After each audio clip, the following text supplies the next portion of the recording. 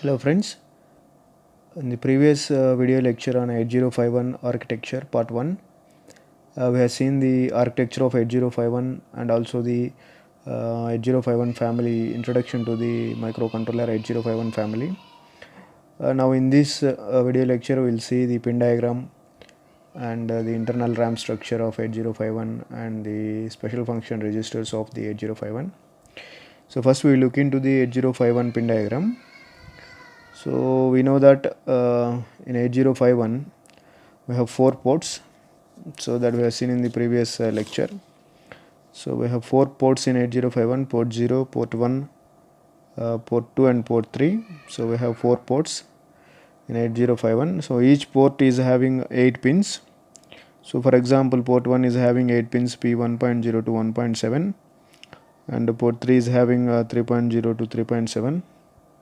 So likewise all the 4 ports will be having each port 8 pins. So all those pins are provided here in the pin diagram.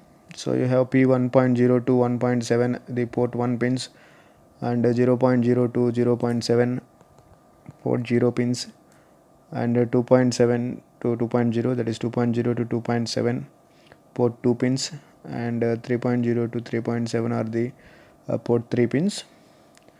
And you can see these some of the pins are used for multiple functions. You can see that port 0 can also be used as a address data multiplexed pins. So the port 0 pins connected to the pins 32 to 39, so those pins can also be used as address or data, that is AD. Address and data both are multiplexed. Just like the 8086 processor, the address and data pins are multiplexed. So in 8051 we have 8-bit data bus, so that is data bits D0 to D7. They are used to carry the data, and the size of the address bus is 16 bits. So A0 to A7 address pins are multiplexed with the data, or the port pins 0, and the remaining address pins, that is A8 to A15, are used along with the port 2 pins. So the 21 to 28 pins, so they can be used as a port 2 pins, or they can be used as address pins. So they do multiple functions here. And also port 3, so port 3 pins also connected to that is port 3 pins connected to pin number 10 to pin number 17. So they also perform different functions here.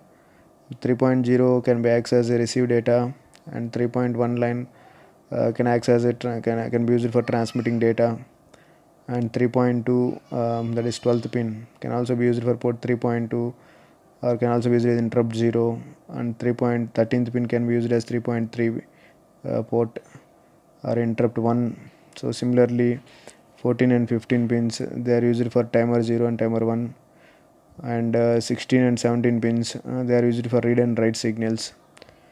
So likewise you have different port pins, and also the port pins are also used for different other functions.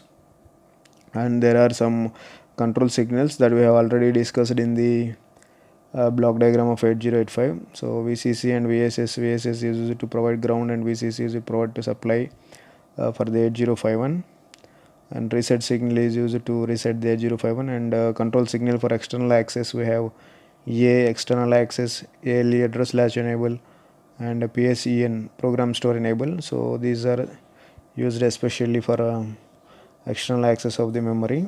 So that we have seen in the architecture itself. So in architecture itself we have seen the control signals PSEN, ALE, A bar, and reset. So that is about the pin diagram. So it is a 40 pin IC 8051. Now let us look at the internal RAM structure of 8051. So we know that in 8051 we have the RAM of 128 bytes, and size of the ROM is 4 KB. So the internal RAM structure we are looking now. So the RAM is having 128 bytes addresses from 00 to 7F. So the starting address for the RAM is 00, and the ending address for the RAM is 7F. The size of the RAM is 128 bytes. So this RAM is divided into 3 parts. One is the register bank, Another one is the bit addressable memory. Another one is the scratch pad memory. So the RAM memory, which is a 128 bytes memory, is divided into three parts. So one is the register bank. So some portion of the memory, RAM memory, is used as a register bank, and other portion is used for the bit addressable, and other portion is the scratch pad memory. So in the RAM we have four register banks: bank 0, bank 1, bank 2, and bank 3. We have four register banks, and the size of the each bank is 8 registers. So 0, 0 to 0, 7 are the addresses of the registers in bank 0. So bank 0 you have R0 to R7, and similarly for bank 1 you also have, for bank 1 also we have 8 registers R0 to R7, and for bank 2 also we have registers R0 to R7. For bank 3 also we have 8 registers R0 to R7. That is for each bank we have 8 registers, and the addresses of the registers are shown here. So for bank 0 the addresses is 00 to 07, and for bank 1 the addresses is 08 to 0F, and for bank 2 the addresses is 10 to 17, and for bank 3 the addresses is 18 to 1F. You can select one of the banks of the RAM by using the PSW bits, that is the program status word bits. By using PSW bits we can select one of the banks. And bit addressable, we have the sum of the memory that can be used as a bit addressable memory. So that is, you can use from addresses 00 to 7F, you can use the memory as a bit addressable memory, and this bit addressable memory can also be accessed as a byte.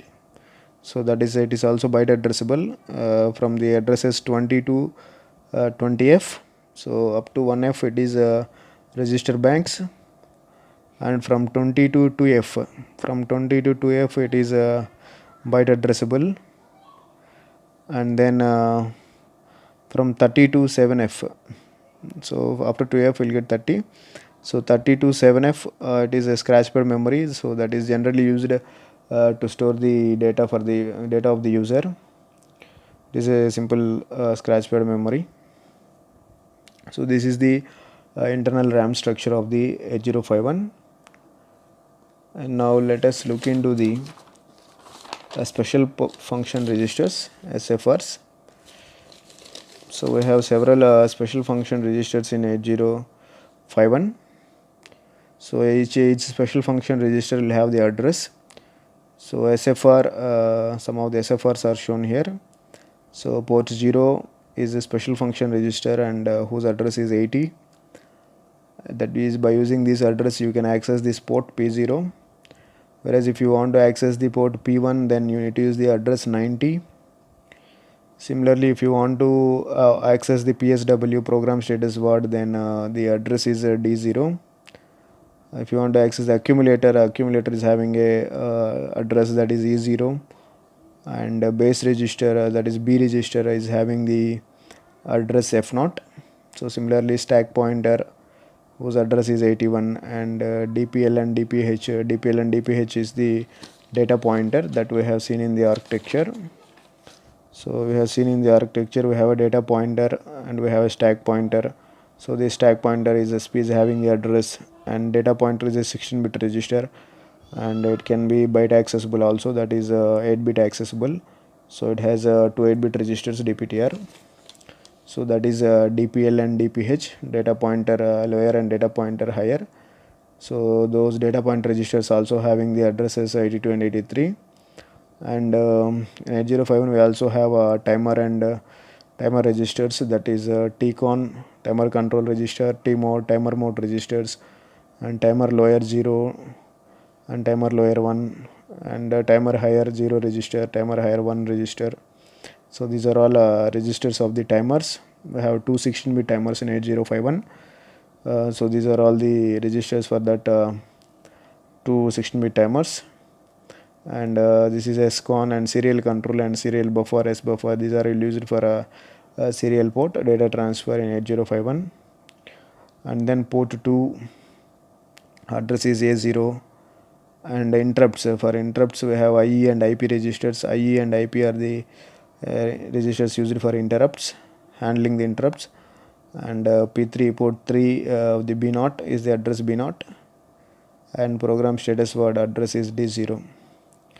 So these are the different special function registers that are available in the 8051, and each special function register, that is SFRs, can be accessed by using their addresses. Now let us look at the process status word or program status word, PSW. So PSW, also called as a program status word, and that gives the status of the flags in the 8051. So that is just below the ALU in the architecture. It's a PSW, program status word. So after the execution of each instruction, the status gets updated in the PSW, that is the flags gets updated in the PSW after the execution of each instruction. So which is a 8-bit PSW. So now we are looking into that PSW, which is an 8-bit. So it has different flag bits, parity flag, overflow flag, and general purpose flag, and auxiliary carry flags. So we all know that carry flag after you perform a subtraction or addition, you get a carry, an additional bit. So if you have a carry, if you have that additional bit, then this bit gets set, otherwise it is 0. And similarly you have an auxiliary carry bit, AC. So auxiliary carry is a bit generated from D3 to D4. So if there is a extra bit generated from the carry generated from the D3 to D4, bit D3 to D4, then it is called as an auxiliary carry. It is mainly used in BCD operations. And then F0 is the general purpose flag, that is it is a user programmable. So it is having the address, it is also bit address, that is the PSW is bit addressable. So you can access the bit D5, that is F0, user programmable flag, and then you can program it as a 1 or 0 as per your requirement. So that is user programmable flag bit, general purpose flag bit, F0. And OV is the overflow flag. So in case it is especially used in signed operations, if the result occurred is more than the size of the register, this is the destination, then in such cases generates a flag called as overflow flag. It is especially used in signed operations. And then the next one is the parity. So P is a parity flag, which is used to identify the even or odd parity, and used for error checking in the data transfer. So if the bit is 1, then the parity is odd, and if the parity bit is 0, then the parity is even. So these are the flag bits that are available in PSW, and we have two more additional bits, RS1 and RS0. They are used to select the register banks. Just now we have seen in the RAM, internal RAM structure, we have 4 register banks: bank 0, bank 1, and bank 2, and bank 3. So each bank is having 8 registers. So we can select one of the banks by using the PSW bits, that is RS1 and RS0. So RS1 and RS0 are the register bank selection in PSW. So by using RS1 and RS0, you can select the register banks. So if the pins are 00, bank 0 is selected and whose address is 00207. And if the bits are 01, then bank 1 gets selected and whose address range is 08 to 0F. Similarly, if it is 10, then bank 2 gets selected, and if it is 11, then bank 3 gets selected and whose address is 18 to 1FH. So by using these 2 bits, you can select one of the register banks. So this is the program status word or PSW. It has a few flag registers which gets affected after the execution of the instructions in the ALU, and also it has 2 bits for selecting the register banks in the RAM. And just like the processor status word, whose bit they are bit addressable, similarly the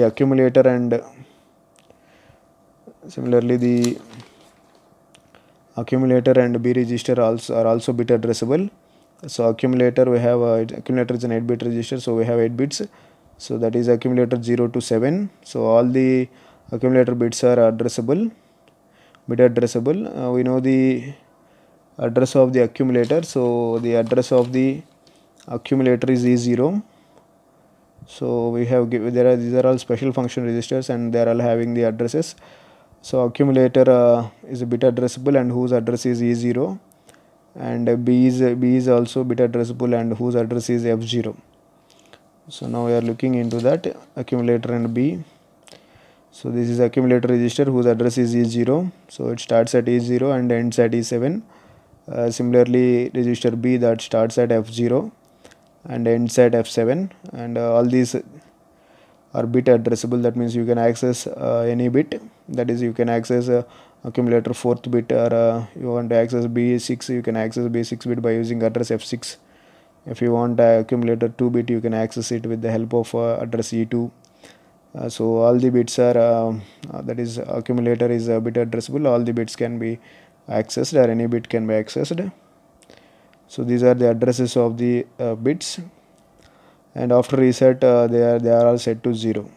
The address range, the values in the accumulator gets set to 0 after reset. And then another control registers, so another register in 8051 is a power control register, which is a PCON register. So the address of the PCON register is 87H. So this is used to control the power in the 8051. That means you can reduce the power if there is no use of the 8051 CPU. If you are not using 8051 CPU, then you can put it in ideal mode, or you can put it in power down mode, and then you can reduce the power consumption of the 8051 controller. So that power control can be done with the help of the PCON register, power control register in 8051. So whose address is 87H, and it is 8-bit register, and all the 8-bit register, and all the 8 bits are shown here, 0 to 7. In this 0th bit is the ideal mode set bit. So ideal mode set bit. So by setting this bit, then 8051 enters the ideal mode, where the CPU doesn't receive any clock signals, whereas all other functions are active in 8051 except the CPU, which doesn't receive any clock signals, which enters the ideal mode. And then if you want to get back from that ideal mode to the normal mode of operation, then you need to generate a reset signal, or you need to give a hardware reset. That is, the interrupts are working in the ideal mode, but the CPU it doesn't receive the clock signals. So on receiving the interrupt, you can wake up the CPU from the ideal mode, or you can give a hardware reset to wake up the CPU from the ideal mode. And similarly, bit 1 is a power down mode, so you can reduce the power of the 8051 to 2 volts. Up to 2 volts you can reduce the power of the 8051 in power down mode. So in this, the clock generator is off and only the memory is active. So in this mode, if you want to get to normal mode from the power down mode, then you need to reset the 8051. Then only hardware reset should be applied to reset the 8051. Sorry, hardware reset should be applied, that is to bring the 8051 to the normal mode from the power down mode. And also in this PCON register, we also have 2 general purpose flag bits. They are user programmable, and there are 3 bits which are reserved for the future purpose, and they are undefined, that is 4, 5, 6 bits. And 7th bit is a serial port baud rate set bit. So for the serial communication, you are having 4 different modes: mode 0, mode 1, mode 2, and mode 3. You can select the baud rate for that modes. For the modes 1 and 2 or 3, for these 3 modes, you can select double the baud rate by setting this S mode bit. So S mode bit is used to set the baud rate or double the baud rate for the different modes of operation of serial communication, that is mode 1, 2 or 3. So this is about power control register in 8051. Now let us look at the stack operation in 8051. So stack whenever we're working on the stack, only two operations we do. That is, one is push operation and then one is pop operation. We do the push instruction to write the data to the stack, and we use the pop instruction to read the data from the stack. Whereas the stack operation used here is quite different from the other Intel processors. That is, it is not a top-down process just like the other Intel microprocessors. This is quite different, push and pop operations. So this stack follows last in first out algorithm. So let us consider that the push always, the stack always, the stack memory always pointed by the stack pointer. So the here considering this is the stack memory, and now the stack pointer is pointing at some address whose value is 30h. So for that I have written an instruction move 81h comma hash 30h. That means 30h data is written to the address 81h. So address 81h is the address of the stack pointer that we have seen in the SFRs. So that we have seen in the SFRs, 81 is the address of the stack pointer. So if you want to write the data to the stack pointer, then you should mention the address of that stack pointer. So I'm doing this here. Move 81h comma hash 30h, that is 30h data is written to the address 81h. So now this is the stack pointer address 81h, to which I have written the data 30h, and then I have taken a value 03h to the R1 register. Move R1 comma 03h value. So 03h value is taken to the R1 register, and then I am doing push 01h. So here 01h is the address. So 01h is the address of R1 register that we have seen in the register banks. So that we have seen in the register banks. So we have addresses for the registers. So for R1 register, 00 is the address of the R0, and 01 is the address of the R1 register in bank 0. So here we are using R1 register of bank 0. So I am writing the address as 01h here. So 01h is the address of the R1 register. 01h is the address of the R1 register in bank 0. So first thing, I am moving the value 3 to the R1 register, copying the value R3 to the R1 register. Now I am giving instruction push 01h. So it will go to the address 01, that is R1 register, and get the value 30h and place in the stack. So before it is copied into the stack pointer is incremented by 1. So earlier it is 81, now it is SP plus 1, so it is 82, and then the value stored is 03h. So the stack address is incremented, and then the 03h value is get copied into the stack. Whereas if you want to retrieve the data from the stack, this is how to write the data to the stack memory. Whereas if you want to read the data from the stack memory, then you want to use the pop instruction. So here pop 80h is used. So 80h is the address of the port. So that we have seen in the SFRs. So we have seen in the SFRs 80h is the address of the port 0. So you are taking the data from the stack and storing and sending it to the port 0, that is 80h. So pop 80h means 80h is the address of the port 0. So address is popped to the port address port 0. So for that now we have seen the stack pointer is now pointing 03h value. So after you write the pop instruction, the stack pointer will drive the value 03. So 03 value is written to the port address 80h, and then it will be decremented by 1 time. So in case of pop operation, first it will pop the data, it will read the data, and then the stack pointer is decremented by 1. Whereas in push operation, the stack pointer is incremented by 1, and then it writes the data. So this is how the stack works in the 8051.